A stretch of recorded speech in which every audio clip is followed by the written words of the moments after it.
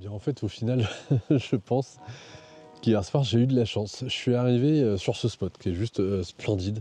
Et en fait, hier soir, je suis arrivé au moment de la Golden Hour. Alors, autant dire que la Golden Hour n'existait pas dans le sens qu'il n'y avait pas ce côté doré au niveau des couleurs, tout simplement parce que eh bien, c'était orageux, il pleuvait, il y avait une masse nuageuse qui était assez dense.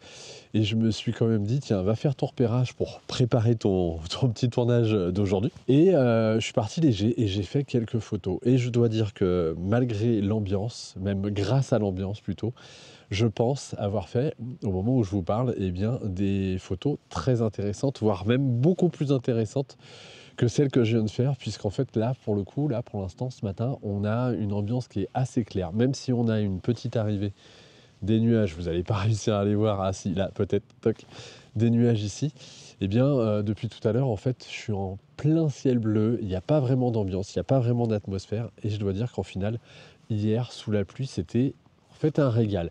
Alors l'avantage de tourner ce type d'aventure, c'est que je dois gérer plein de choses. Je dois gérer la photo, je dois gérer le tournage, et en fait, il y a quand même beaucoup de choses à prendre en compte, et c'est un certain inconfort, je dirais. Le fait qu'hier soir, je suis venu sans vouloir tourner en fait d'images, mais juste faire des photos et du repérage, eh bien, je dois dire que j'étais très à l'aise, et vu que j'ai un équipement qui me permet clairement d'aller sous l'eau, enfin sous l'eau, en tout cas sous la pluie, eh bien en fait, ça m'a permis de profiter clairement du moment, et vraiment, je pense, de faire des photos super intéressantes. Je vous montre le résultat de ma petite session d'hier.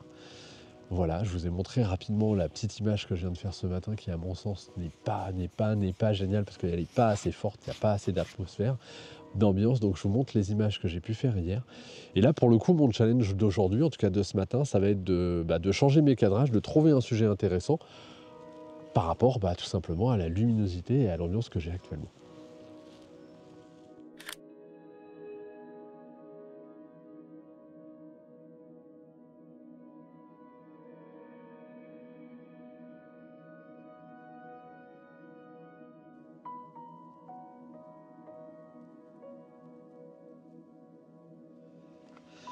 Alors, je viens de trouver un cadrage, en tout cas, un principe que je trouve super attractif. Je vais vous montrer le décor. J'ai fait en fait une première photo, presque à hauteur d'homme. Et ensuite, je me suis dit, il y a peut-être moyen de faire autre chose, de jouer sur d'autres perspectives. Et je me suis trouvé à un point de vue beaucoup plus bas. Alors après, c'est quelque chose que j'affectionne, qui est clairement dans ma sensibilité, le fait justement de commencer à regarder à hauteur d'homme. Et ensuite, hop, spontanément comme ça, de se baisser et de regarder un petit peu les perspectives que ça donne. Et suivant l'objectif qu'on peut avoir, et notamment les grands angles, eh bien, et ça apporte, à mon sens, des choses très intéressantes. Là, pour le coup, en plus, par rapport au sujet que j'ai en face de moi, vu que je suis bas et que je fais une prise de vue en contre-plongée, eh bien, j'ai le ciel en arrière-plan qui vient vraiment jouer sur les branches et la luminosité des feuilles qui sont là, pour le coup, de couleur d'automne, c'est-à-dire qui commencent à être ocre, jaune. Et c'est super intéressant dans le sens, ensuite, ça vient créer une petite arche, un contraste, presque un clair-obscur, en tout cas un jeu de silhouette qui va me permettre ensuite d'aller jouer sur le reflet du lac jusqu'à l'espèce de petit îlot qui lui permet d'avoir encore des arbres couleur automne qui se détachent très bien par rapport à leur arrière-plan qui est lui encore très vert. Et en plus, on a donc l'eau qui est excessivement calme ce matin et qui permet vraiment d'avoir un très beau reflet. Je vous montre le résultat de cette photo-là. Dites-moi dans les commentaires un petit peu ce que vous en pensez.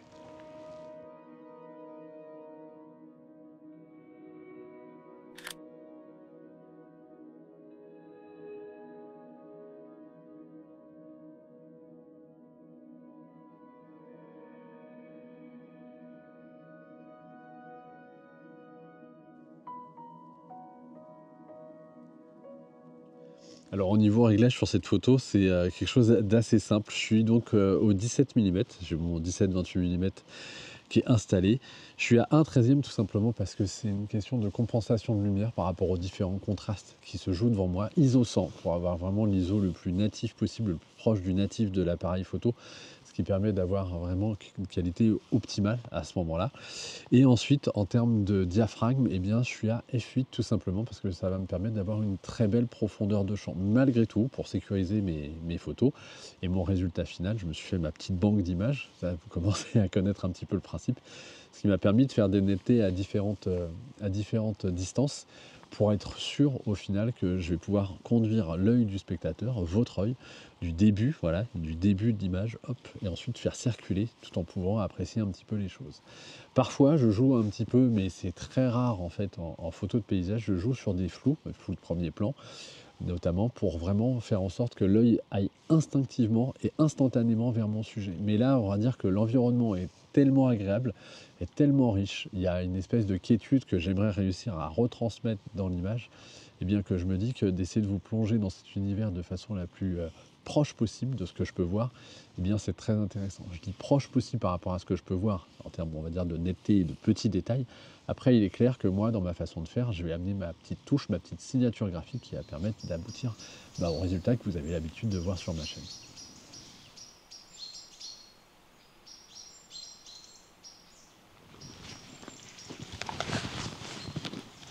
Alors, je vais en profiter, hop, pour vous présenter ceci, qui clairement me change la vie, dans le sens où ceci n'est pas un appareil photo, même si le design laisse penser que ça pourrait l'être. C'est tout simplement une batterie externe qui a un petit peu le design d'un appareil photo, voilà, comme si on appuyait là, comme si l'objectif allait être là.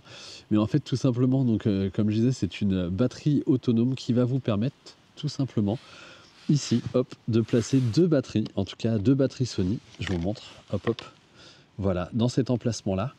Et en fait, en les mettant de cette façon-là, hop, eh bien, ça vous indique si elles sont chargées ou pas. Ça vous indique aussi tout simplement la quantité de puissance qui reste dans la batterie. Vous avez aussi deux ports USB-C qui vous permettent de relier d'autres choses si vous voulez les charger grâce à cette batterie-là. Et en gros, ça permet vraiment sur le terrain, à tout moment, de recharger ces batteries en toute simplicité. Je dis en toute simplicité parce que en fait, avant, j'avais une batterie externe avec un câble USB qui était relié tout simplement à mon petit chargeur sur lequel je mettais mes deux batteries avec des élastiques et que je mettais dans mon sac pour pouvoir tout simplement continuer à les charger alors que j'étais en train de me déplacer. Et grâce à ça, je sais que tout est compact, tout est rangé. C'est une batterie qui fait 12 400 mAh, donc qui est très puissante. Jusqu'à maintenant, il me semble que j'ai réussi à charger 4 batteries à la suite et potentiellement, je pense être capable d'amener jusqu'à 6 batteries. Peut-être, à voir. En tout cas, première impression de ce produit-là, super intéressant, hyper pratique, hyper mobile. C'est la marque Lano. Alors, je ne sais pas comment ça se prononce. Il me semble que c'est 2Lano qui m'a contacté et qui m'a permis de tester ça. Et j'en suis excessivement content. Je vous mets un petit lien dans la description un petit peu plus bas. Il me semble que pour l'instant, ils font que des batteries pour Sony, mais peut-être qu'à terme, ils vont être amenés à faire des batteries pour d'autres marques. Regardez sur le lien, regardez les spécificités et peut-être que vous aurez un lien ensuite vers justement la batterie de votre appareil photo. Alors j'ai le soleil qui est en train de passer au-dessus de la crête, ce qui fait que ça va commencer à pouvoir illuminer le lac, ce qui risquerait de donner une toute autre ambiance. Hop. Je vais essayer de me trouver un dernier sujet. J'avais repéré en venant un petit quelque chose qui pouvait être très sympa.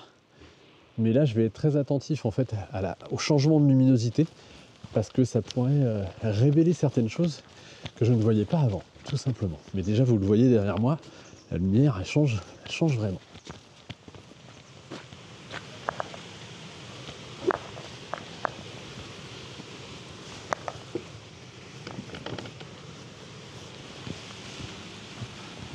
Alors là, le petit point de vue que j'avais repéré tout à l'heure, fort sympathique, avec vraiment une ambiance très sympa, dans le sens où potentiellement je vais avoir la lumière qui va venir de la droite, de cette gauche-là je veux dire, et qui va venir certainement éclairer le cours d'eau et donc ramener peut-être un petit peu plus de magie à ce lieu qui, à mon sens, en a déjà énormément. En plus, on a un arbre qui est juste magnifique avec un tronc énorme, de la mousse dessus.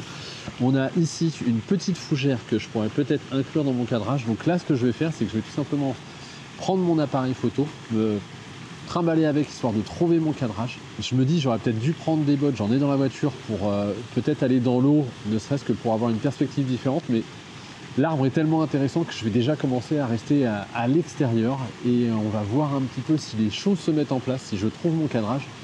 Et cerise sur le gâteau, ça serait vraiment si la lumière vient rajouter encore plus de magie.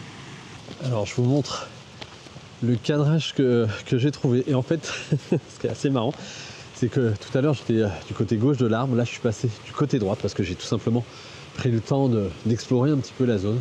Et une fois n'est pas de coutume, j'ai fait un cadrage un petit peu, même pas qu'un petit peu, complètement vertical. Mais vous allez comprendre rapidement pourquoi.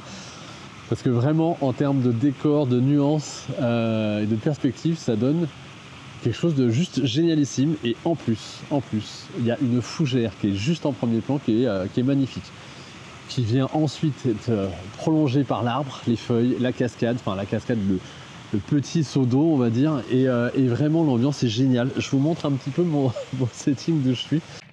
Alors une petite pause tout simplement pour vous dire qu'il ne vous reste que quelques jours pour commander mon calendrier 2025, une bonne façon pour vous de soutenir ma chaîne YouTube et mon travail. Dans ce calendrier-là, vous allez retrouver 12 images issues de mes aventures photographiques sur l'année qui vient de s'écouler. Tout simplement, vous pouvez regarder le lien dans la description un petit peu plus bas et donc acheter ce calendrier pour vous faire plaisir et accessoirement soutenir mon travail et ma chaîne YouTube. Allez, on reprend. Donc là, appareil photo, la fougère ici. Ensuite, hop, j'ai mon arbre qui monte ici. Et bien sûr, j'ai le petit déversoir ici qui est très sympathique. Je vais vous montrer dans quelques instants le résultat final de cette dernière image. J'en profite pour vous motiver à soutenir mon travail. Pour cela, rien de plus simple. Vous pouvez déjà cliquer sur le petit pouce qui pointe vers le haut, qui permettra de titiller l'algorithme de YouTube, de vous abonner à ma chaîne, c'est gratuit, et de cliquer sur la petite cloche qui apparaîtra à ce moment-là. Si vous avez des questions ou des commentaires, n'hésitez pas à me les mettre un petit peu plus bas, je me ferai un plaisir de les lire et d'y répondre. Et bien sûr, plus d'informations dans la description, des liens vers ma newsletter par exemple, qui vous permettra en plus de recevoir gratuitement mon guide sur la composition. Allez, je vous montre cette dernière image, et moi je vous dis à très bientôt pour une nouvelle aventure. Bye bye.